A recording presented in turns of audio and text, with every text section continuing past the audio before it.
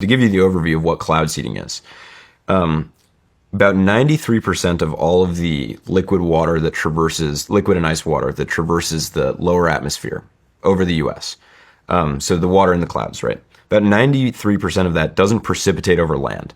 It just evaporates away or gets recycled by the oceans. That means that there's a ton of water up there that's just going to waste that you can bring down. So certain clouds that aren't naturally precipitating or that aren't very efficiently precipitating, you can identify those with radar. You can measure that there's liquid in them that isn't coming down, fly a drone up into them, disperse a material that freezes the liquid in the cloud. And we can talk about what that material is later, but disperse a material that freezes the liquid in the cloud into big, heavy snowflakes that become heavy enough to fall down. And if it's warm beneath the cloud, melt into rain. If it's cold, stay as snow.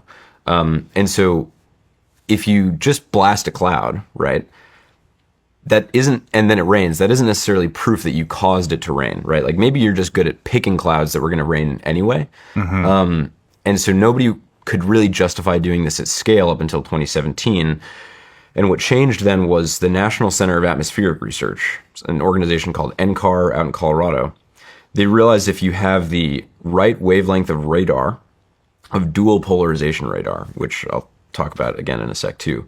But if you have the right kind of radar and you fly in a zigzag, right, or in a circle, or in your initials, and you only see precipitation on the radar in your flight track, then you can say, oh, that is definitively man-made because we flew in this zigzag or we flew in this spiral, and there's only precipitation occurring in that shape.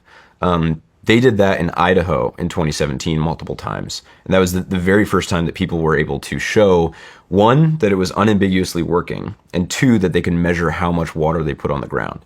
And so most folks, even in the scientific community, are still catching up to speed with this tech. The regulatory community, some people know about it, think it's cool. Some people think that it doesn't exist. Some people don't know the difference between cloud seeding and geoengineering and a bunch of other stuff. But I'm in that category. We'll talk about that then.